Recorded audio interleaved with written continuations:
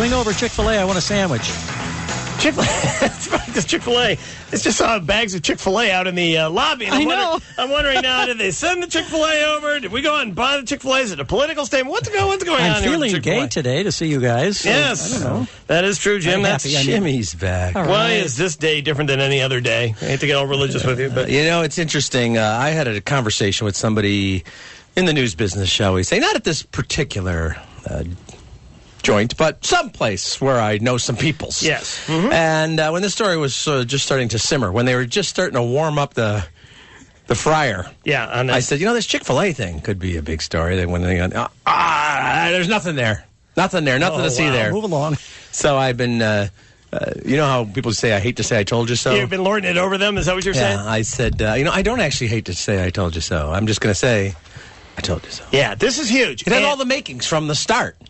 Can I just, including the secret sauce? That's what I'm talking about. Here's the deal. We have, and we talked about it yesterday. Very proud that WLS and that this show was on the cutting edge of this story. Pardon the expression, because the fact of the matter is this. You cannot have, and now the rest of the nation is hip to this whole deal. You cannot have an alderman and a mayor saying, hey, you know what? We don't like what you stand for, so you can't do your business here. Right. And it's not even what the company stands for, because the company doesn't stand for that. This is the owner of the company's personal political position, which I don't even agree with. I don't give a crap if gay people want to get married, because it's just more money for the divorce attorneys. But if that's his position, that's his personal position. Chick-fil-A as an institution doesn't seem to be discriminating against anybody or anything. If they were, that's a separate issue, and then people sue, and that's how the courts are there to protect people's rights. This is not a rights issue. And then for the mayor, by the way, Mayor Emanuel, may I just say this? Mayor Emanuel was the chief of staff to Barack Obama, right, as president of the United States. In the first 2 years of Barack Obama's presidency, when Mayor Emanuel was the chief of staff, Barack Obama was opposed to gay marriage. Was that not the proper value system? And I ask this, and I asked it all the time. What is the... Well, it's true. Let me ask you this. Do you think Louis Farrakhan's for gay marriage? I keep bringing him up. I mean, Louis Farrakhan's for a lot of things that I think are pretty reprehensible in his positions on politics and other people and other cultures and all that sort of stuff. I consider him to be one of the great racists in America. He preaches hatred. He does. He preaches intolerance. He preaches intolerance. Hard to have one without the other in your heart. I think that's probably true. But the point is that you got a guy who's all of that, and the guy got city contracts. Look, you were the first person to draw this comparison and to make this point a mere few days after the city said, Farrakhan wants to have the Fruit of Islam out there helping combat crime. We need all the help we can get. We welcome his help. And then 3 days later, we do not want a Chick-fil-A franchise because they do not reflect our values. Which is it? Which way are you going to go? Because one certainly contradicts the other. All right. And what we're seeing here, too, a lot, Ro, is the same kind of thing where people misinterpret what the First Amendment is about and say, I can say anything I want, anytime I want, with no repercussions because I have my First Amendment rights, which, of course, is not the truth. And we're seeing the same thing here. We're seeing over and over. I'm seeing commentators saying, I'm seeing bloggers saying it, people commenting on stuff. They're saying, we can't have a restaurant chain that discriminates against its customers operating in our city.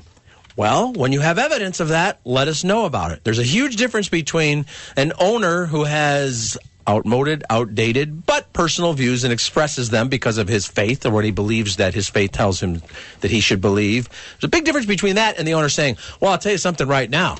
If there's a gay in my company, he'll be fired because he's gay. And if there's a gay that walks into my restaurant, we won't serve him. He never said that. No, he has a biblical-based perspective on gay marriage. Fine. That's America, baby. You can have that. You can also have a Quranic belief about gay marriage if you want. That's America. You can take the position that you are all for gay marriage, and you can put the gay pride flag outside of your business, as a lot of people do in this city to attract business. That's America. That's the difference between us and those crackpot, crazy countries everywhere else around the globe that kill people for having different positions. We have these positions, but to try to stop somebody from doing business, do you realize that the woman who has the Chick-Fil-A is franchised? Like McDonald's. They have owner-operators of each individual store, and then Chick-fil-A, the national brand, they provide the food and the service and the marketing and all that stuff for them, right? That's just the way. Standard franchise model. The woman who owns a franchise here in Chicago, downtown, she wants to meet with the mayor. We're going to talk to her a little bit later on in the program. Why is it all of a sudden her fault? Or the people who want to move their franchise up into Logan Square or anywhere else? They're not. What does it have to do with them? She says she has employed over 90 people in that store at Chicago and State. Yeah. On Chicago Avenue and State Street. 90 people. All right. Alderman Jason Ervin from the 28th Ward. He was on the news last night, and he was talking about this. And I hope, Alderman, I'm not misquoting you when I say, well, if you want to bring your store down here, because we've got people that need to get employed down here, bring it on down. That's exactly correct. I mean, it's a store. They serve what they serve, and we have individuals that wouldn't mind working in the establishment. So if an opportunity presents itself, we'd be glad to locate them at a location on the west side of Chicago. There you go. There you go. Thank you. Great idea. And I'm sure there's a lot of... In gay marriage, be damned, that has nothing really to do with the issue. It's, do you want a business, which this is one of the fastest growing fast food franchises in the country. It's doing very well in the South. It's now merging into the Midwest. It's got a lot of support up here. People want to buy into this because it's a little different, and they do, whatever it is that they do that people really like. And let it go. I mean, there are going to be people who are going to want what they serve, and people who are going to want to work there to serve it. Right? I mean, you always will have people may have some differing views, but this is a business issue. It's an economic issue, and we have to, at some point in time, look at the economics of the situation. If individuals do not care to shop at that facility or go there, patronize it, that's a personal choice.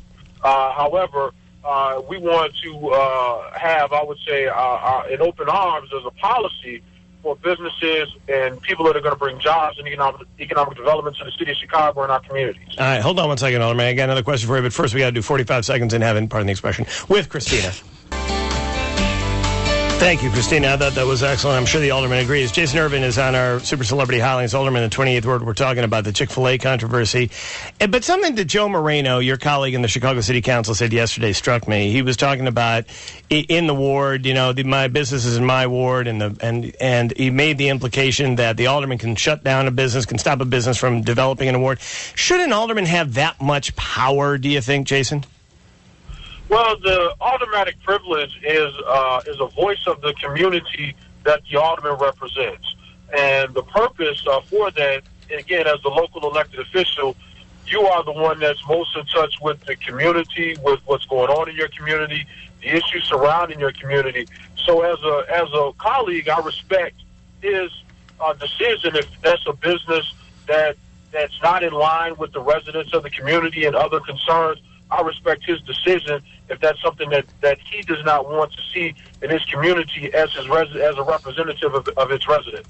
Yeah, but he's one voice in that. I mean, I doubt he's taken the Chick-fil-A thing to listen, if the Nazis wanted to come in and open up a Nazi paraphernalia store, that would be, I mean, that's something that probably the neighborhood would go, well, I don't know if I want that.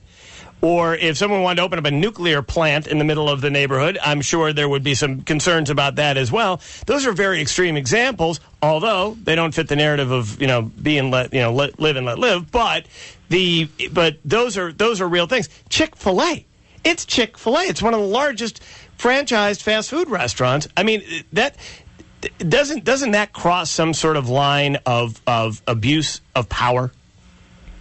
I understand your examples. However, I don't know what Alderman Moreno has done in his ward. I don't know what his constituents have stated to him publicly, privately. But again, as an elected representative of that ward, he's the one that we as a council will listen to because he's the one that people sent to us. So whatever method he uses to come up with his decision-making, I won't question that because he's their representative, and that's who they sent to the council to represent their interests and their views in that community. All right. So that's why we will listen to his position on the matter. And again, just as an issue may come up in East Garfield or West Garfield or Austin that Alderman Moreno may have no clue about because he's not in touch with the communities of Austin, East Garfield, or West Garfield. So they would defer to my judgment on those issues in the 28th Ward. So again, not knowing what methods or ways that we've reached that conclusion, but I'm the representative of that community. I'm the one that people sent to represent them. So I'm the one that should have the voice of the people in that regard. All right, Alderman. If I'm doing something that's not what they want, they'll vote me out. That's true. Thank you, Alderman. Appreciate your time, sir. Alderman Jason Ervin from 28th Ward in Chicago.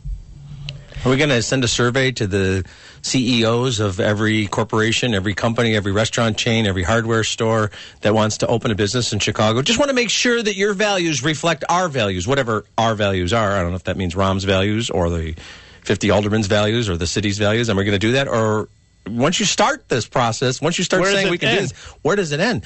Is Rahm Emanuel, if someone says, well, what do you think about Cardinal Francis George? You know, the Catholic Church's official position on homosexuality is they don't believe in it. They don't believe it's right. So is he going to say the Holy Name Cathedral does not reflect Chicago's values? Where do you stop? I mean, how do you pick and choose? Excellent question. This is what Joe Moreno, the alderman in question, who's the one who does not want the Chick-Fil-A in his neighborhood, this is what he told our Bill Cameron today. You know, we have same-sex marriages legal in many of our states. Illinois is moving in that direction. They need to become contemporary. This is 2012, not 1912. How do you like your chances of prevailing on this? 100%. We've been dealing with traffic issues for 8 or 9 months with them. Congestion, other issues that are not germane to this situation. By the way, I'm sorry, Alderman. That might be a complete fabrication. And again, I mean, this has nothing to... First of all, gay marriage isn't legal in Illinois. So when it becomes legal in Illinois, then there might actually be more of an argument that he's making there. But he's not even supported by Illinois state law. And again, this isn't even about gay marriage. This isn't about it. This is about deciding, the government deciding, individuals, functionaries of the government. Because that's all he's really here. Because we don't know if he's representing the people. Has he actually polled his constituents? How does he know where his constituents stand here? So I'm going to call him a functionary as opposed to a representative. So as a functionary, he's deciding that it is in his best political dynamic here. Absolutely. To shut down a business based on what he thinks is going to be popular or not popular in terms of what a guy said, not how the business is operating. The business is selling chicken on buns, in wraps, on salads. Let me ask you a question, Rokan. You know I'm insane about things happening here in the city all the time, all the goings on. What's the biggest business in Chicago? I mean, individual business. Who provides the most jobs? I don't know. I'm just asking you. City of Chicago, I believe it is. Okay, let's be setting aside the city of Chicago. Private business. What do you think? It depends on how you break it down, but you've got United Airlines, Motorola, McDonald's. All those are Chicago area businesses within the city. Could be Ford in that plant. My first guess would be United. I don't know if they provide the most jobs, but certainly a major part of Chicago, right? United Airlines. Now, let's just say, and I don't know this, but let's just say United Airlines CEO John Liveright, because he believes we should live right. John Liveright gives an interview, and he says, I got to tell you, I belong to the no homo church, and I just don't believe in homosexuality. I believe it's not right, and my God thinks it's wrong, and that's the way I feel. Is Rahm Emanuel going to go, well, United Airlines doesn't reflect our values. We'd like them to take their planes and fly away. No. It's convenient moralism. Your phone calls, 591-8900 coming up.